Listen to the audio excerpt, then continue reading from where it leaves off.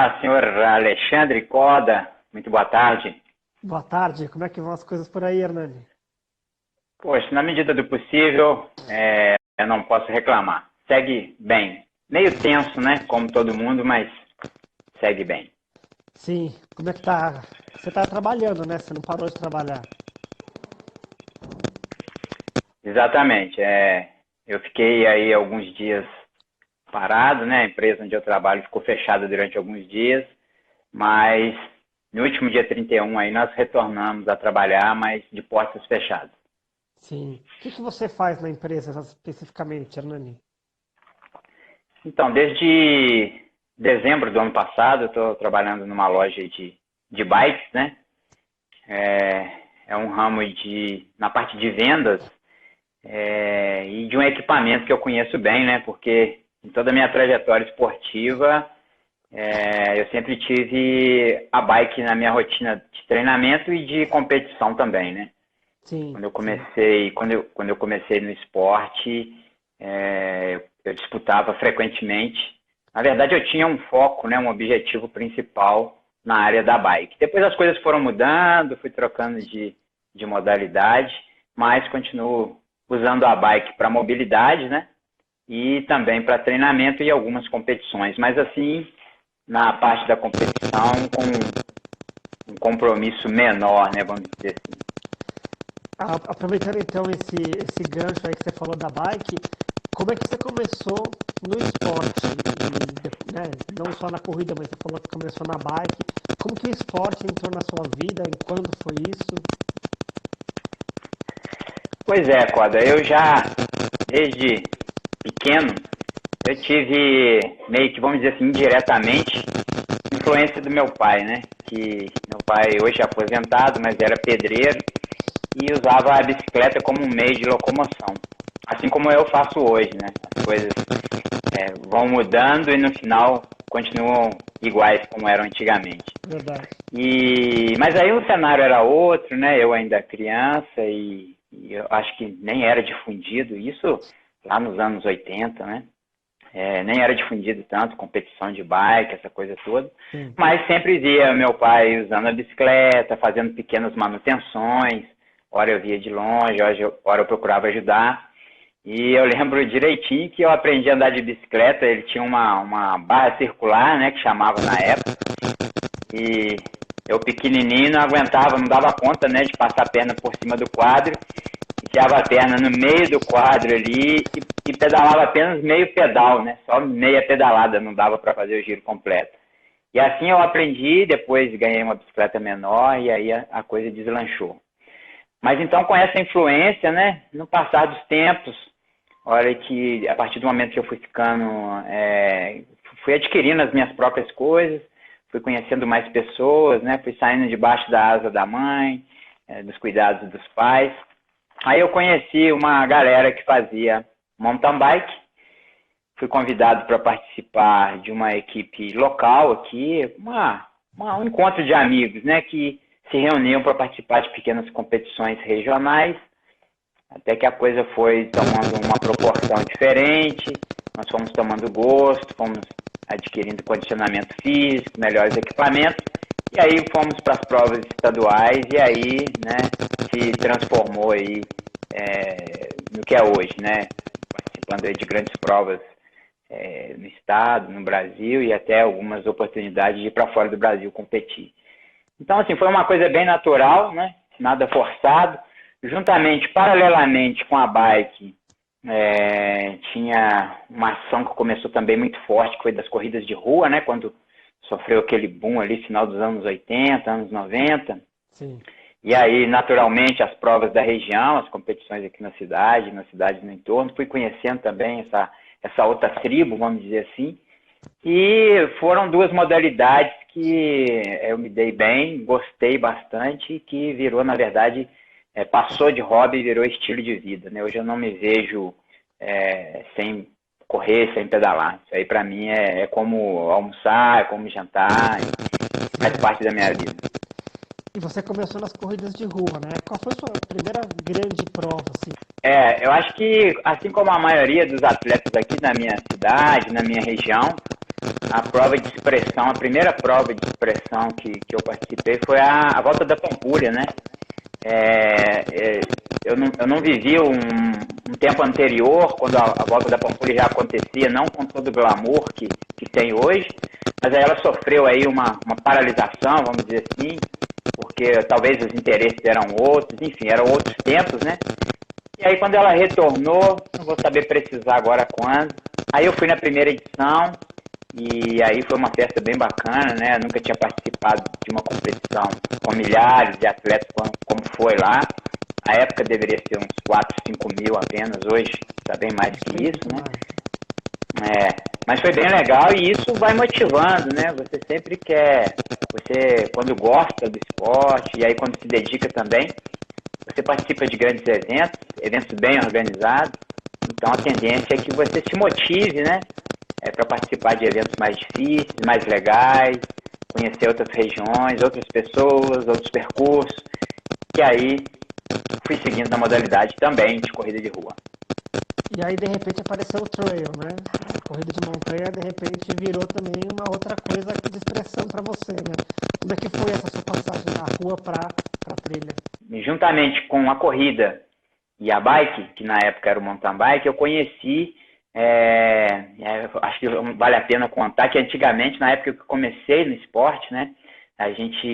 Eu não sei se naquela época já tinha internet, o alcance que a internet tinha, se tinha era algo ainda bem pequeno ou para poucos, né? Mas a gente recebia as informações das provas, resultado, ranking, tudo via mala direta, né?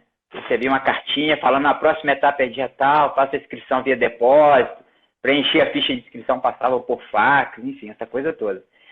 E aí já depois que eu fazia aí a corrida de rua aí, o mountain bike, aí eu conheci através de uma mala direta a modalidade que é o duathlon, né? Que nada mais é do que as duas modalidades juntas. E aí eu fiz algumas provas, essa modalidade tradicionalmente é disputada com bikes de estrada, mas até para que mais atletas pudessem participar, os organizadores faziam a categoria mountain bike, e aí a gente fazia uma pequena adaptação na bike, colocava pneus e slicks para poder participar. E eu fiz, gostei bastante, e aí fiquei um longo tempo fazendo todas as três modalidades juntas, né? Mountain bike, o duathlon e a corrida de rua. Eu estou contando isso porque você já pulou, né? Assim, você fez uma transição da corrida de rua e mountain bike lá pro trail, né? E aí houve um período bem longo onde eu até deixei um pouco o mountain bike de lado e foquei nas provas de duathlon. O duathlon, assim como o trail, não é uma modalidade, vamos dizer assim, tão popular no Brasil. Eu acredito que hoje o trail, devido à proximidade com as corridas de rua, já está num nível muito acima do duathlon, né? Porque o duathlon vive à sombra do triatlon. Sim. Então, todos os investimentos... Teve um boom, uma época, né? Nos anos 2000, aí, final dos anos Sim, 2000. Exatamente. Até aparecendo e tal, mas não vingou, digamos assim, né? Isso. Uma expressão nacional. Exatamente. E eu acho que isso é em virtude do triatlon ser uma modalidade olímpica, né? Então, isso acaba gerando investimentos para a modalidade que é olímpica. E interesses, enfim, coisas que, né, são pontos de vista diferentes aí. Mas, enfim. E aí eu fiquei aí uns bons anos fazendo...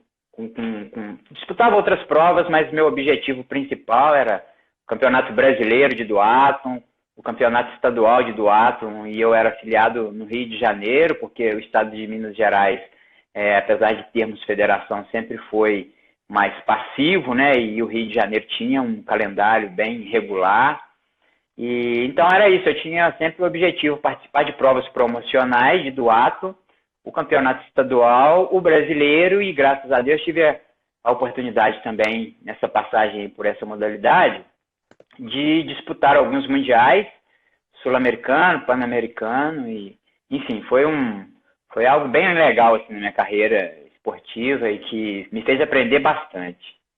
Aí sim, chegou um momento em que eu conheci, através de amigos da corrida de rua, a corrida de montanha. Foi bem engraçado, se você me permite contar, né? Claro. Estava eu numa prova de ciclismo, circuito, né? Na cidade de São João del Rei. Aí um amigo da corrida de rua, que é residente lá em São João del Rei, ele estava lá assistindo a prova e no final ele me conhecia também das corridas de rua e tal. Ele falou, poxa, nós vamos numa prova, nós atletas de São João del Rei, eu sou de Conselheiro Lafayette, né? Nós vamos numa prova bem legal, cara, de corrida de montanha. E eles já estavam fazendo as corridas de montanha. Aquele circuito de corridas de montanha, né? De São Paulo. Isso, do Fábio. E, poxa, é uma corrida legal, cara. É uma vibe diferente e tal. Você vai se dar bem, vamos com a gente. Um convite totalmente inusitado. Ele me apresentou a pessoa que estava organizando, vamos dizer assim, a excursão, né? Para estar indo para Extrema, que era a prova que eles iriam, e aí tinha uma meia maratona noturna em Extrema, não sei se você já viu falar, e isso daí foi em 2006, isso que eu tô contando. Aí eu fui, cara, nossa, a prova largava no final da tarde, início da noite, né, e saiu daquela rotina de correr na rua, né, os mesmos percursos, e aí quando você corre muito, você já conhece os adversários, ou a maioria deles, se tornam um grupo que você conhece muita gente. E na corrida de montanha, não sei a galera daquela van que estava junto ali, eu não conhecia praticamente ninguém. Então, assim, foi uma experiência nova que eu gostei bastante. E, além disso, correr na montanha e à noite, né, cara, com lanternas totalmente precárias, enfim, a corrida se desenrolava 90%, 95% à noite. Aí o frio lá daquelas montanhas de Extrema, né, que é ali no sul de Minas, divisa com São Paulo, aquele frio, enfim, foi tudo novo, bem legal, gostei bastante, e ali eu me apaixonei pela modalidade, só que a gente vivia o conhecimento, né, que eu tenho, talvez a informação não seja bem essa, mas do que eu tenho conhecimento, a gente vivia uma situação, um cenário na qual tínhamos pouquíssimas provas, estou falando lá em 2006, Sim. Pouquíssimas provas. Talvez essas provas, o que chegava a mim era que elas aconteciam mais em São Paulo, Paraná, Santa Catarina, na região sul-sudeste, né? E eram provas menores também, 21, 25 quilômetros, era mais ou menos o limite. Não estou falando que não tinha, né, Coda? É as informações que eu tinha naquela época. E muita gente chamava as provas de montanha de cross country, né? Nem esse nome de montanha, trail running, demorou para pegar entre as pessoas mesmo, né? Exatamente, era bem isso.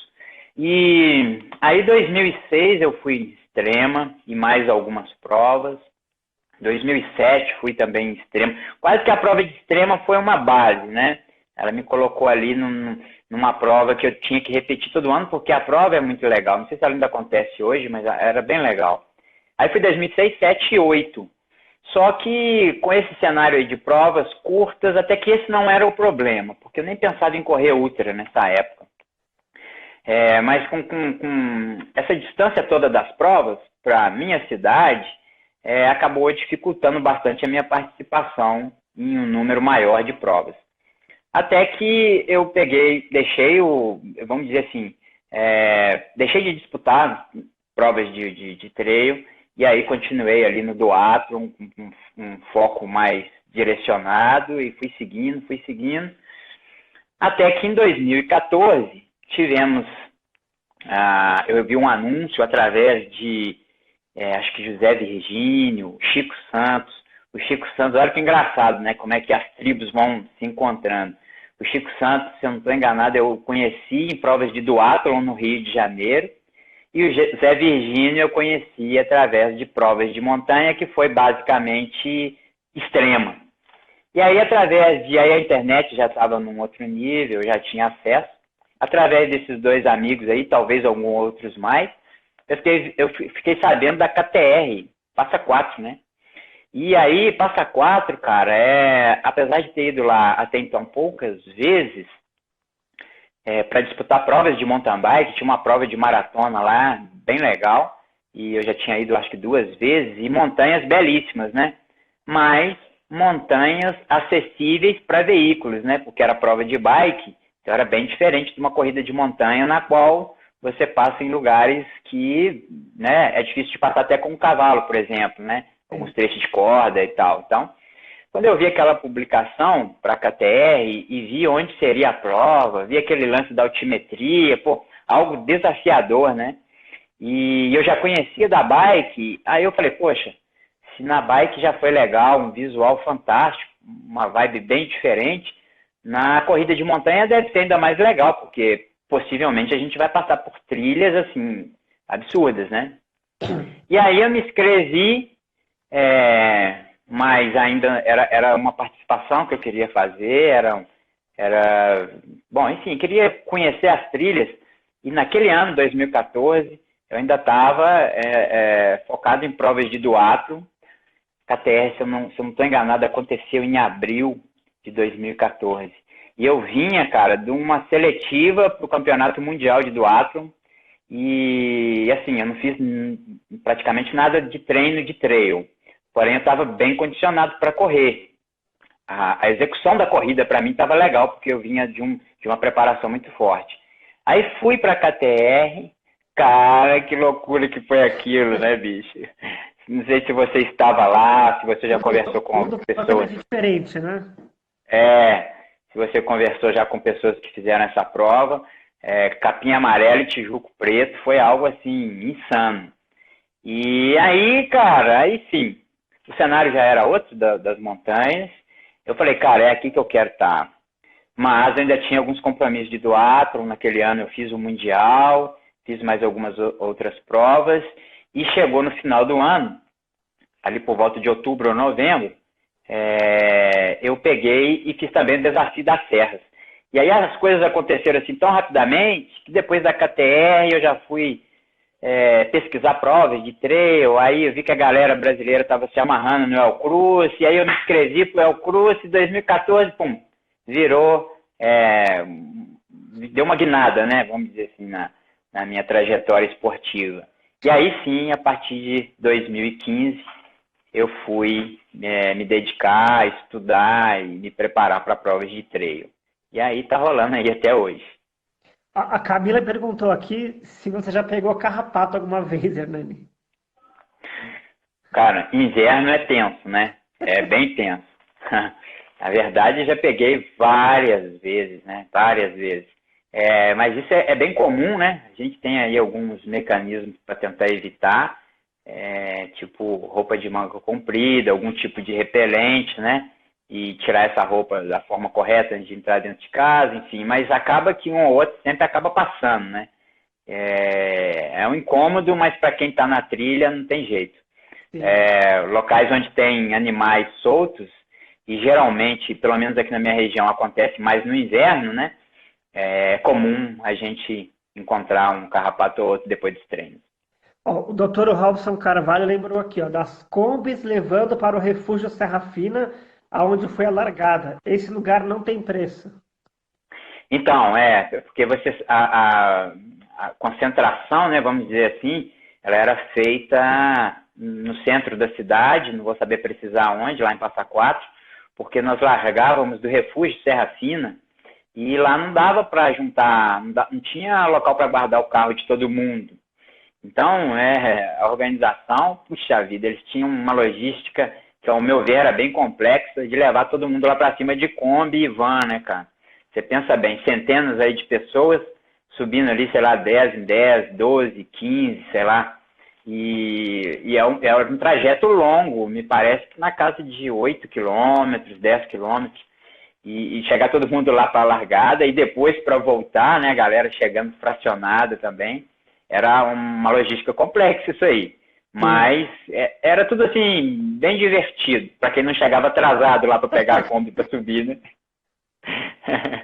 E Coda, todas as minhas passagens nas KTRs que eu fui em Passa Quatro, pelo menos nas KTRs, eu me lembro muito bem, todas, devido à minha condição de trabalho, eu nunca podia ir com antecedência. Então eu saí... Era um perrengue.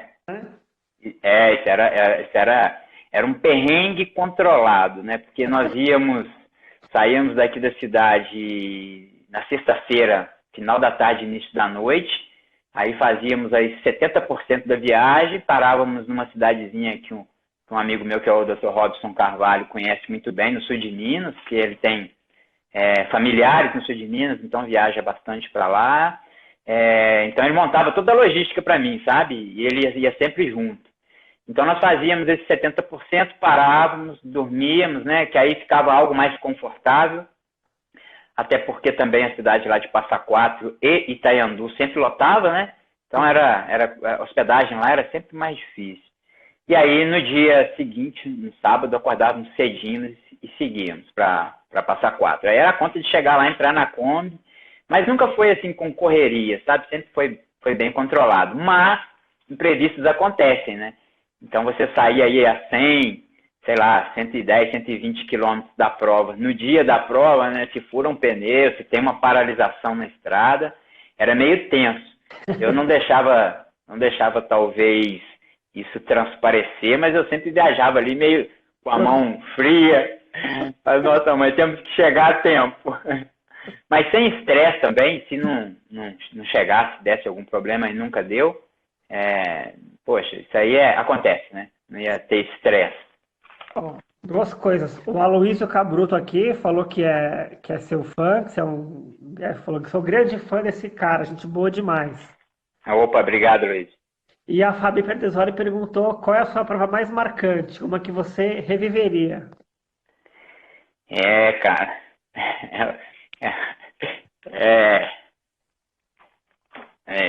Puxa vida,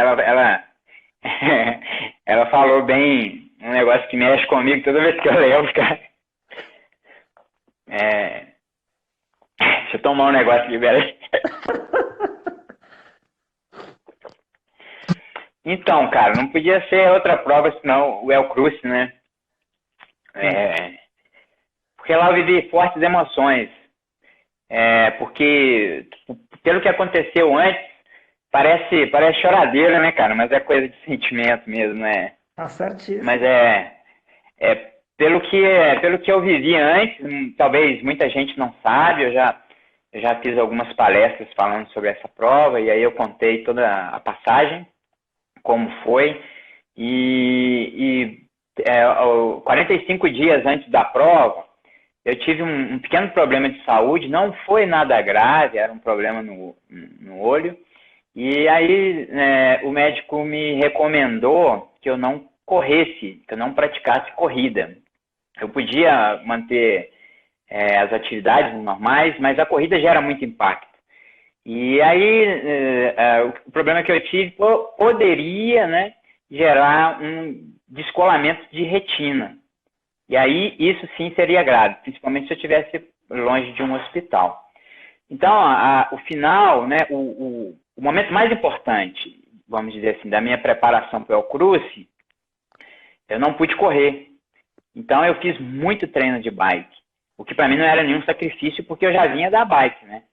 Mas foi uma tensão grande, porque a mecânica é bem diferente, né? A exigência física é bem diferente, mas deu tudo certo. E aí seguimos, né, a preparação da forma que deu, e eu fui para o El Cruce já sabendo da passagem dos brasileiros por lá, tanto na categoria individual, como era a que eu ia disputar, como em duplas, né, que naquela ocasião ainda, ao meu ver, tá, ainda era a disputa mais importante, porque o El Cruce tradicionalmente é uma prova de duplas, né? Depois, bem depois, é que foi criado a categoria individual. Mas enfim, então fui pro evento, cara. Acho que a gente sempre tem que ter um objetivo, né? Porque se eu não quiser chegar bem, eu não vou chegar bem. Se eu for lá só para completar, então o meu objetivo era tentar, pelo menos, ficar entre os 10 primeiros. Sim. E esses planos eram em parte porque a preparação não foi como eu queria. Mas condicionado eu estava. Então eu fui, e aí obtive sucesso no primeiro dia, cheguei na quinta colocação com um tempo bem próximo do primeiro, e aí no segundo dia nós pegamos, tinha uma etapa que para mim era a etapa rainha e talvez a mais difícil daquele ano, daquele evento, porque ia ser uma etapa com 42 quilômetros off-road, né, na montanha. E eu só tinha feito até então uma vez essa distância, uma maratona de rua, e na qual eu já sabia que era muito difícil. É lógico, é outra pegada, você trabalha na intensidade o tempo todo, ou pelo menos até que você aguente manter aquela intensidade. Mas enfim, eu já sabia que os 42 era uma distância bem difícil, e na montanha ainda mais difícil, né? E eu estava bem preocupado com isso, como que meu corpo ia reagir, principalmente, eu nunca tinha feito provas, tinha feito o desafio das serras, mas com distâncias menores, né? Eu nunca tinha feito uma prova, uma disputa com etapas e com essas distâncias, enfim, foi tudo novo. E aí, justamente no dia em que eu mais temia, que era a segunda etapa, eu acabei vencendo aquela etapa e numa jogada lá, uma combinação de resultados, eu acabei assumindo a liderança. E aí, o final da história, né, acredito que a maioria das pessoas sabem, que eu acabei vencendo a prova. E, poxa, para mim foi uma felicidade enorme. É algo que está bem, bem distante, né, bem no passado, mas que para mim é extremamente importante. E realmente, para mim, é a corrida até aqui a mais marcante na minha carreira esportiva. Sim. Até a pessoa está relembrando aqui, falando que realmente a sensação, né, deve ter sido muito boa de estar nessa prova, de tudo o seu resultado, né? O João Paulo falou que é muito fã seu, o único brasileiro top 5 no OCC. Fala, João. Obrigado. O ACC é outra história, né, cara? Aí o Gustavo Nogueira falou aqui, ó, esse foi um dos grandes amigos que o Troio me deu, cara fantástico. Ficamos bem próximos no Cruze 2018 e espero que essa amizade Verdade. mesmo fora das trilhas. Ô, Gustavo, abração, cara. Prazer aí, obrigado pela mensagem. Esse aí, o Gustavo deu um suporte tremendo, né, para mim e para toda a equipe KTR, no El Cruze de 2018. Poxa, a gente teve aí um estreitamento da amizade, né? Na verdade, eu conhecia ele mais de rede social e de conversar um pouquinho assim de longe. E foi muito bom conhecê-lo, estar com ele e com toda a equipe, né, naquele ano. Mas em especial com ele que, poxa, fez de tudo, carregou água na peneira para poder nos dar um suporte legal lá no Chile. Muito bom. Valeu demais, Gustavo. O Google está aqui com a gente também. Um grande abraço, obrigado pela audiência. Obrigado. A Fabi Pedrosoli mandou aqui também. A melhor chegada que vi foi a dele em 2017 em Chamonix, achando que ele tinha desistido porque o GPS não mostrava mais ele na prova, e quando vejo, surge ele no meio da multidão. Pensa se não chorei. Cara, esse ano aí foi muito louco, né? Poxa, a gente comentou outro dia conversando eu e você sobre perrengue, né? E, cara, esse ano aí foi um baita perrengue, viu, cara?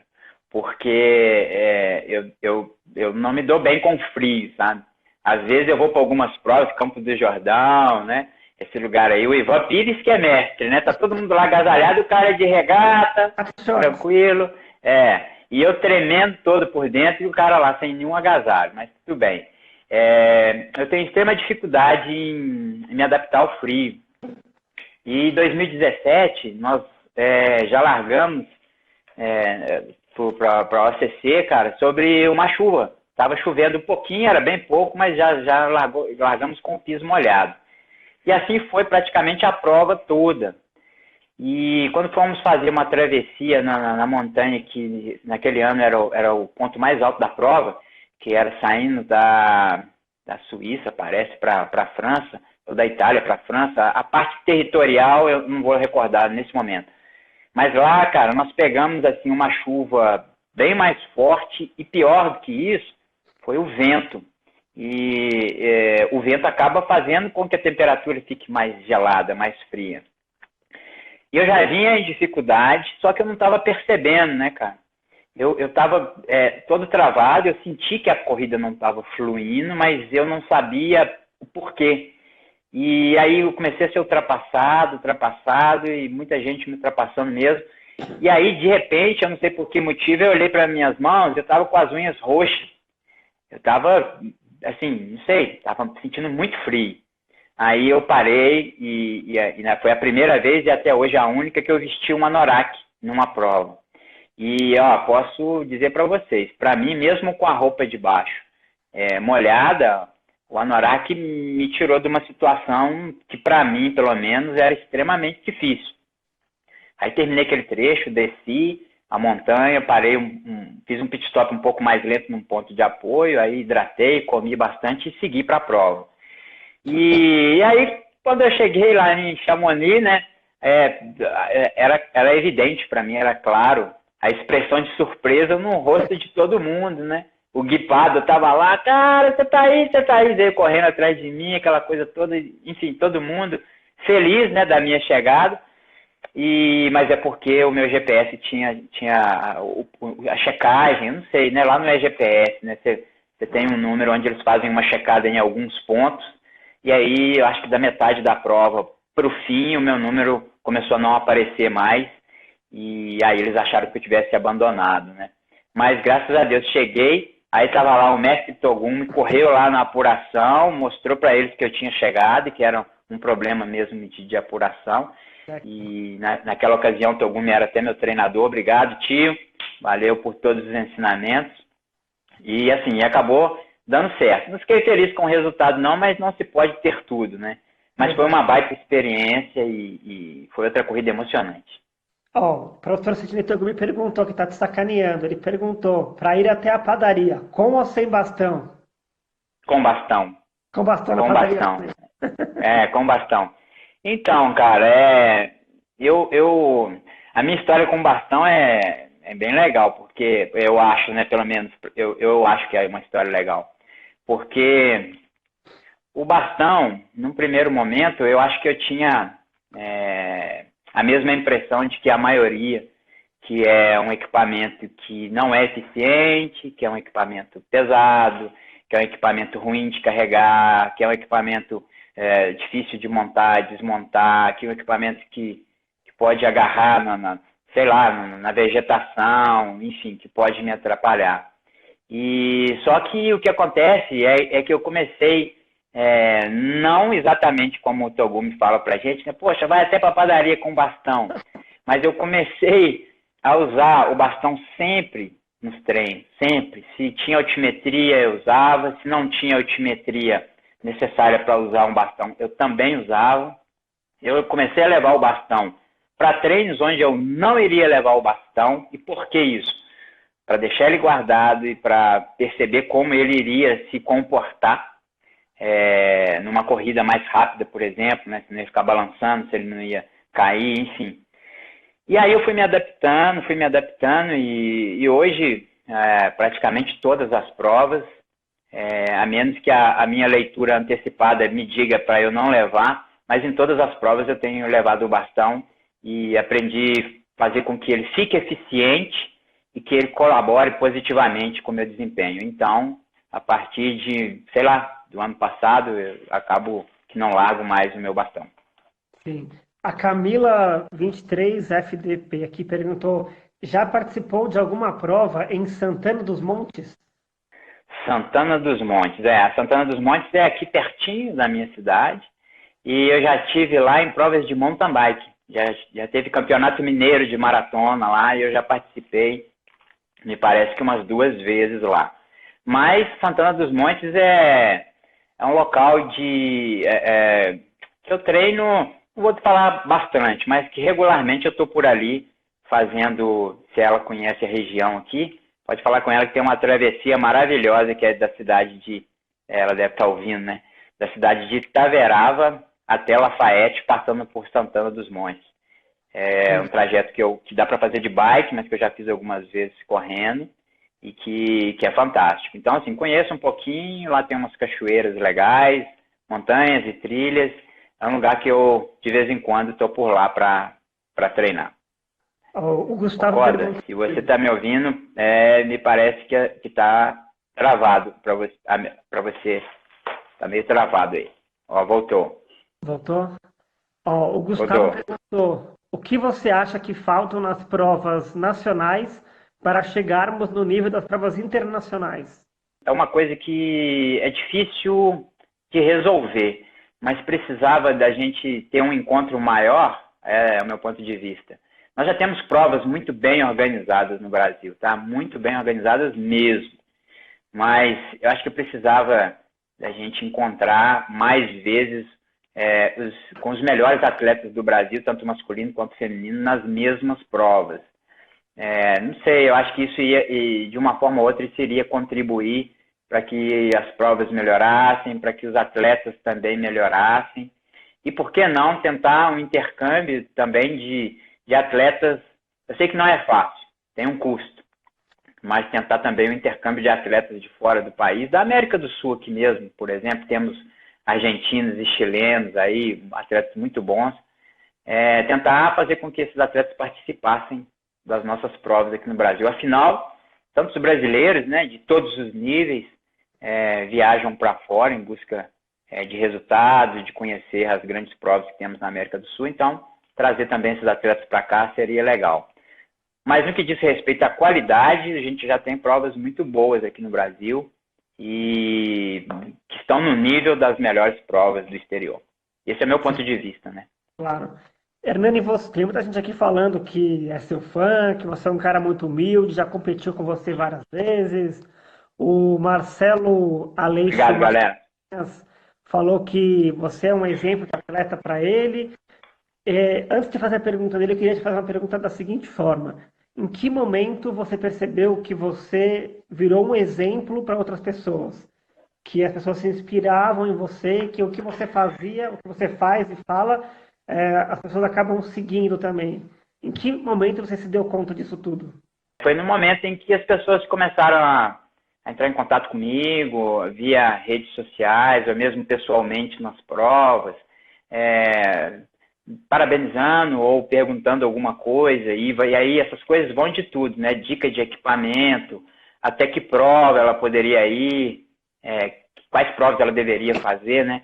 Até que são algumas perguntas bem difíceis, né? Principalmente no que diz respeito a treinamento, né? O que eu devo fazer? Bom, aí você deve procurar um profissional da área, porque aí complica. Mas aí, cara, nesse momento eu acho que foi bem por aí que eu percebi que, de certa forma, eu estava virando, assim, referência aí na modalidade, no esporte. Sim. Aí o Marcelo perguntou se você já participou de alguma corrida de aventura. Então, não, até hoje eu nunca participei. E aí eu fui falar uma vez não vou recordar agora com quem foi, mas com um atleta que já participou de muitas provas de aventura. Aí eu falei, não, nunca participei. Ele, não, nunca participou, mas você quer participar? Porque se você quiser eu vou te colocar em uma. Eu falei, não, acho que não, porque é muito perrengue, cara. Deve ser divertido, mas é muito perrengue, eu acho que eu não vou querer, não.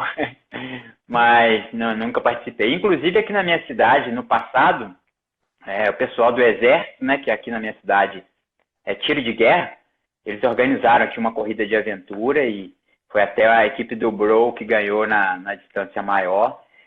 Fui convidado nessa época também, mas eu não me arrisquei não, porque tem dois problemas que talvez não seriam da minha responsabilidade, mas que me assustam bastante. A primeira é técnicas verticais e a segunda é navegação. Então, eu não tenho conhecimento. Lógico que a equipe geralmente tem um navegador, né? E em algumas provas não são todos os atletas que precisam fazer a descida de rapel, por exemplo. Mas, assim, eu não me aventurei, não cheguei a participar de nenhuma corrida de aventura. Duas perguntas em uma aqui. O Togumi está perguntando quem é o seu ídolo esportivo e o Luiz Cláudio Costa, o que te motiva no trail running? Meu ídolo cara, uma pessoa que eu admiro bastante e que eu gosto bastante, que é o meu ídolo, parece até uma panelinha, eu já ouvi alguma coisa desse tipo, mas é o José Virgínio. Eu tenho uma afinidade muito boa com ele e desde a primeira vez que eu encontrei com ele numa prova de trail, depois a gente meio que se separou, né? Eu já falei sobre a prova lá em Extrema, mas aí eu comecei a acompanhá-lo. Ele foi um dos atletas, ele foi uma das pessoas que mexeu comigo no Facebook na época e me falou, cara, você tem que vir para a prova da KTR em Passa Quatro, porque ele já conhecia as minhas características, né? Um pouco, a gente já tinha disputado algumas provas juntos. E ele falou, você vai se dar bem aqui, pode vir e tal. Então, assim, foi um convite, de certa forma, da parte dele. E, enfim, eu acho que, poxa, o cara é um amigão e ele é o meu ídolo.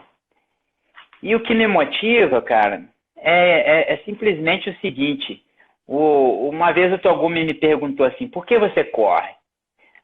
É porque eu amo, cara. Então, é algo que tá, assim, no sangue e eu não me vejo deixando de correr. De competir, logicamente, que um dia vai diminuindo até acabar, né? Mas correndo, praticando, e isso aí, tendo a possibilidade, o corpo, a saúde estando em dia, podendo fazer isso, isso é o que me motiva. Eu gosto demais e, enfim, estou sempre apto e disposto a praticar a corrida e a bike também, né? Que Sim. é algo que está no meu sangue, na minha vida toda. O Marcelo Aleixo Mascarenhas perguntou: o que você acha do valor da inscrição das provas mais cobiçadas? Complicado isso, falar sobre o valor, né? Porque realmente, eu vou te ser sincero, tá? Para mim também é caro. É igual eu acredito que é para a maioria dos atletas. É um valor que é um valor que não é fácil para se pagar. Mas a gente tem que ver também o seguinte: o que essas provas nos oferecem, né? Qual é a dificuldade para se organizar com qualidade? Porque você vai em algumas provas, né? E eu vou citar uma prova aqui, que é a Indomit Pedra do Baú, né? Poxa, os caras, os staffs, né? Enfim, a prova é toda muito bem organizada. Os organizadores, e são todos, tem que levar material para o alto da montanha, tem que levar socorro. É uma infinidade de coisas que tem um custo que é alto. Aí, meu ponto de vista sobre isso é o seguinte: primeira coisa, para não parecer que eu estou me escondendo. Para mim também é caro. Para mim também é caro. A estratégia seria a seguinte: se eu tenho que pagar, a minha estratégia, né? Se eu tenho que pagar integralmente a inscrição com um valor que para mim é caro, então, obviamente, que na temporada eu vou escolher algumas provas, talvez uma ou duas, e essas provas que vão ter uma demanda financeira maior, eu vou fazer um número menor de provas.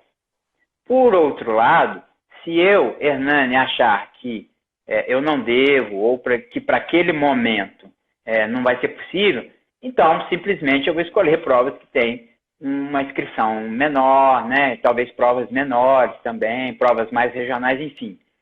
Agora, o efeito também, né, da procura pode, em alguns momentos, gerar uma inscrição mais cara. Não sei como é que é calculado isso.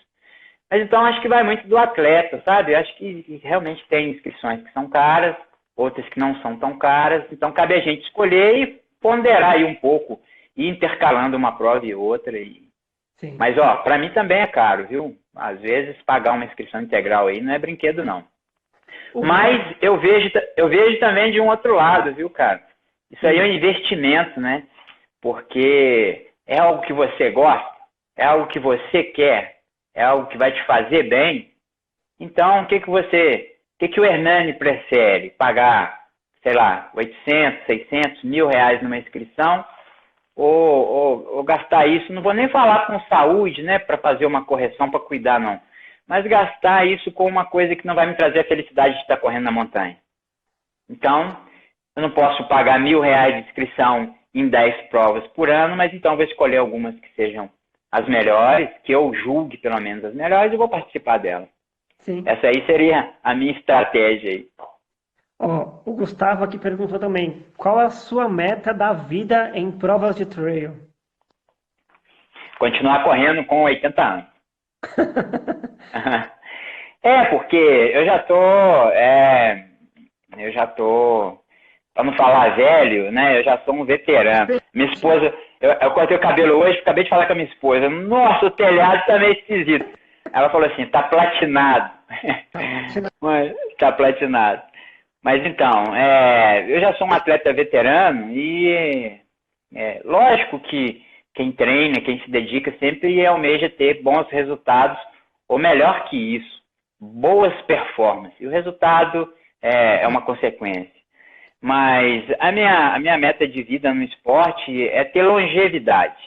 Então, para isso, eu me dedico, eu me cuido e, né, não cometo extravagâncias para tentar continuar fazendo o que eu gosto ainda por muitos anos, quem sabe por muitas décadas ainda, né? Sim. Então, isso daí são meus planos para o futuro no esporte. A Marcelinha Esper perguntou: qual lugar que você ainda não correu e que você tem o sonho de correr um dia? Tem uma prova que um grande amigo meu esteve recentemente e que ele falou muito bem da prova, que é a Eiger, na Suíça, o Piscinin, né? César Piscinin aqui de Barbacena, esteve nessa prova. E um amigo que nós temos em comum, que é o Orlando Yamanaka de São Paulo, ele também já tinha me falado dessa prova. E, assim, é uma prova que, poxa, quem sabe um dia, né? Mas eu tenho bastante vontade de conhecer. Só que tem um problema bem grave, que é o frio, né? Lá tem uma tendência de ser frio. Então, talvez, se algum dia eu conseguir participar, eu vou na prova com uma distância de média para pequena, que assim eu sofro menos com a friagem. O Tião, grande fotógrafo das provas aí, o Tião tá aqui com a gente, perguntou Grande, tchau. qual a meta para 2020? Então, sinceramente, terminar o ano com saúde, cara. Tentar contribuir para que as pessoas que estão ao meu redor também se mantenham com saúde e cuidar bastante da minha saúde. Eu tenho visto, né, comentários de várias pessoas, e não é um julgamento que eu vou falar, mas muita gente preocupada com o calendário nacional, às vezes com uma prova que estava programada, e muitos tinham provas programadas para o exterior, enfim, esse tipo de coisa. E eu acho que eu tenho compromisso, tá, Coda? Eu tenho compromisso, eu recebi aí agora no mês passado um novo parceiro, né? Firmei um novo patrocínio. Então, assim, eu tenho compromisso para esse ano, eu quero competir, estou ficando ativo para que o condicionamento não caia tanto, mas o meu principal objetivo para 2020 se Deus quiser, vou conseguir, espero que todos nós chegamos também a esse ponto de terminar o ano com saúde.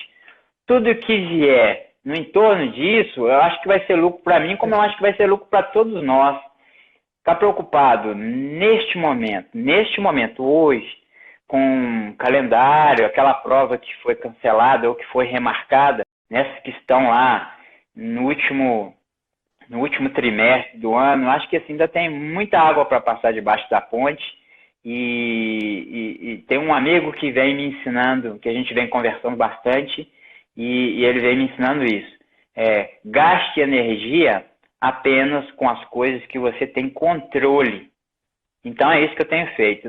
Eu quero competir, é minha paixão, mas nesse momento acho que cuidar da saúde é o mais importante. O cenário que a gente está vivendo, né, logicamente. A gente está quase no fim aqui, está quase acabando, essa nossa 1 hora, passa rápido, né? Rapidinho. Então, eu vou perguntar aqui, você correu a Maratona do Rio em 2018, já sendo um trail runner, né, um corredor de montanha, e teve um ótimo resultado lá. Como é que foi essa experiência de correr a Maratona do Rio e já estar com a corrida de montanha na bagagem? Eu acho que esses resultados que eu continuo tendo, né, em corridas de rua, hoje não tão mais, né, porque eu participo bem menos, mas como foi há pouquíssimo tempo atrás na Maratona do Rio, por algumas coisas, por exemplo, com o lastro esportivo que eu tenho, eu fiz muita corrida de rua e muita preparação na rua para as provas de duatlon.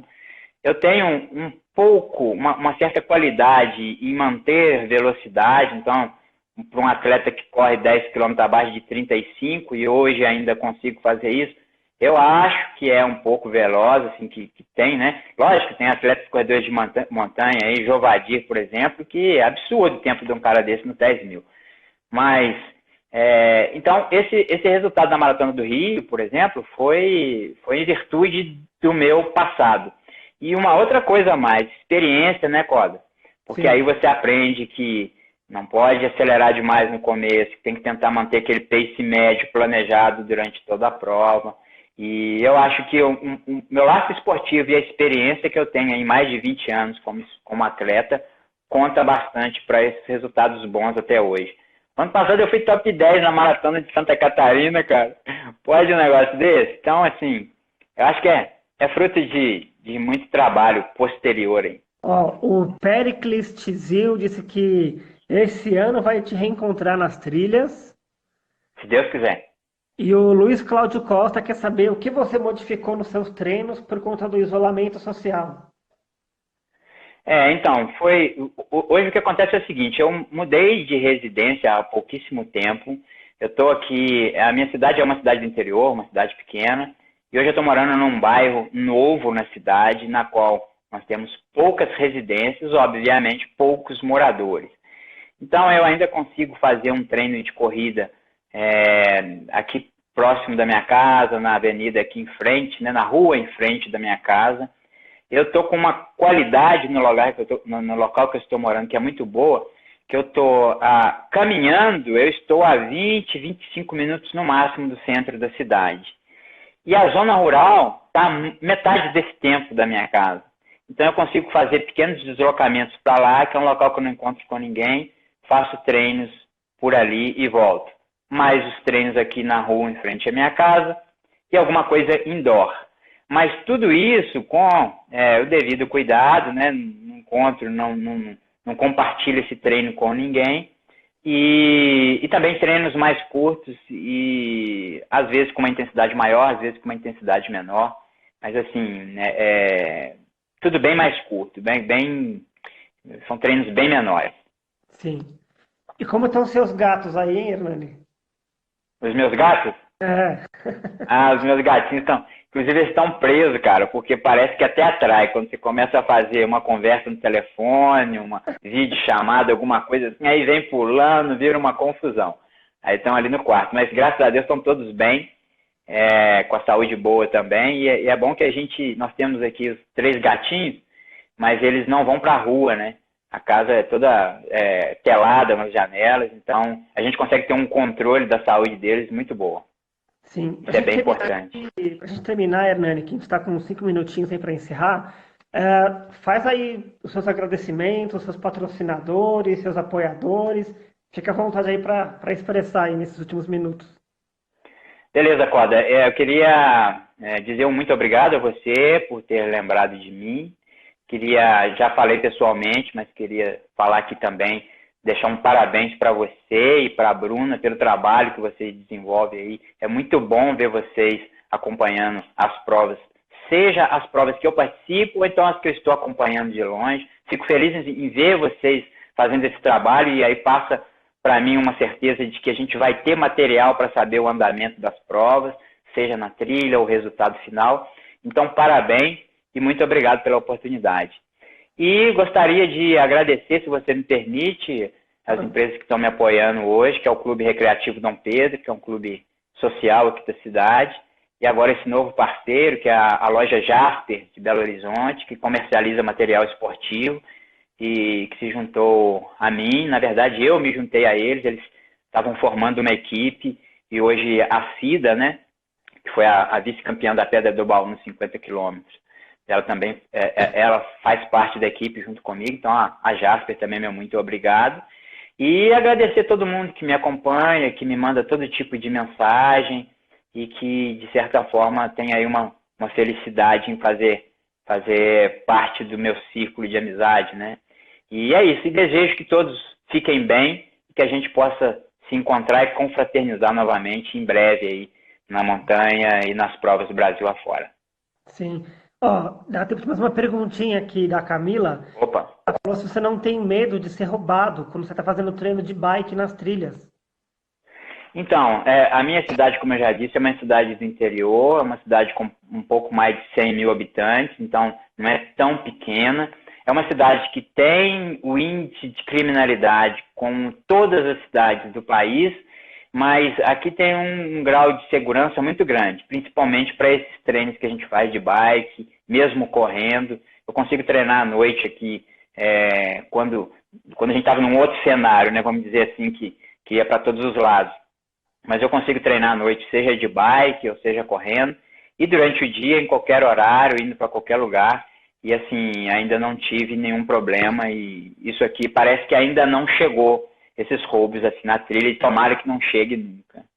Tá certo. Ó, o pessoal da Brabus Trail Running falou que não vê a hora de bater um papo com você, mestre Hernani. Opa, valeu, obrigado aí. Show. E, Vamos conversar já já. e o Sidney Santos também te mandou um grande abraço. Parabéns aqui por tudo, sua carreira. Quem Obrigado, mais? amigão. O Gustavo também mandando um abraço. Luiz Cláudio Obrigadão. Costa. Lubes Costa. Anderson BHTR, dizendo que Lafayette é um paraíso. Opa, é sim. E eu fiz agradecimentos, agradecer toda essa galera que acompanhou a gente em tempo integral ou parcial. Valeu, galera, obrigado por acompanhar aqui. Prazer enorme em ter vocês com a gente. A Poliana entrou aqui também, então te dando um abraço. A Adriana Bike também. Opa, Adriana, parceira aqui da cidade. É, Wellington Groschok. Desculpa se eu não falei certo, mas também está te mandando uma saudação. Wellington. Ô, Coda, eu te agradecer também mais uma vez, porque você está fazendo esse esquema da live às terças e quintas, se eu não estou enganado, às 17 horas. E aí, para mim, esse horário não era compatível, né? Porque eu trabalho durante todo o dia. Valeu demais por ter aberto aí para mim esse horário no sábado. Você que manda, Nani, sendo a grande pessoa que você é, nada mais justo do que abrir para você esse espaço. Te agradecer Obrigado. uma vez aí pelo seu tempo e espero que a gente se encontre pessoalmente o mais breve possível. Se Deus quiser. Dê um abraço em mim, na Bruna por mim, e espero encontrá-los aí o mais rápido possível.